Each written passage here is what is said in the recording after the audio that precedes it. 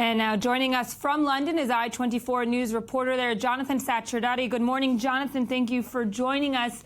Can you give us a little hint on the significance of Hammond's visit as it was perceived in England? And, of course, who else joined him on this delegation?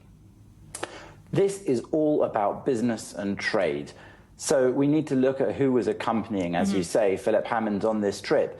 And what we saw there was that businesses are seeing the opportunities there. Iran's economy is worth around $420 billion, and growth in oil and mining is expected to be around 2 to 5% in the first year for British companies.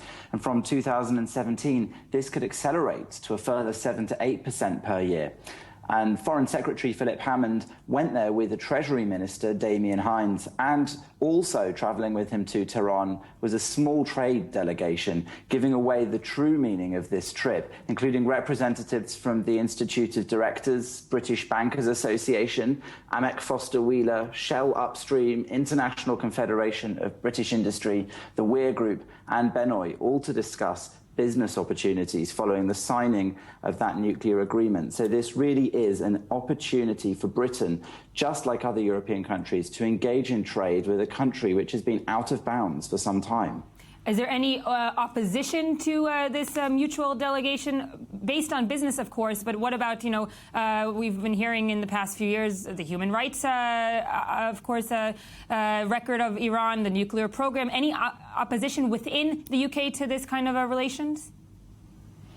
This is far less discussed within the UK among the general population than it might be, for example, in the United States at the moment, where there is that important congressional vote coming up.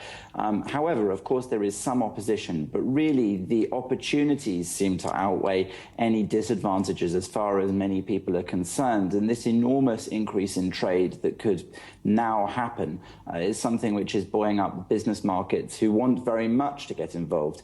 Previously, just to travel to Iran for them was complicated, visas being issued via different European countries and the like. That will all change fairly quickly now, even though there isn't an official ambassador there. Right. Issues like visas are now being dealt with by the embassies which have been reopened.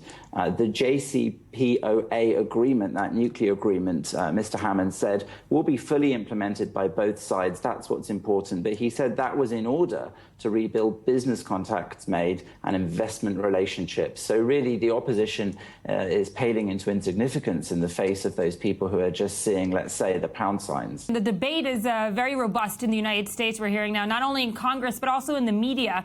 What's it like in the British media right now? Is the P5+1 deal an accepted deal by all, or is it still being debated within the British media? The opportunity for debate here is much smaller because, as we said, there is no vote coming up here which will decide whether or not it's adopted. This has been adopted by Britain by virtue of the fact that Philip Hammond was involved in those negotiations and has been part of them all along. So there is, of course, some opposition in some quarters, and it really is split into the same camps as elsewhere. Those who believe that this deal doesn't actually do enough of a job in ensuring that Iran won't develop nuclear weapons capability or become closer to that than the world should like, and those who think that this is a unique opportunity in history to increase trade and other relations with Iran, hope that that will have a modifying effect on the regime over the coming 10 to 15 years, and then hope for the best. So really, it's the same as elsewhere in the world.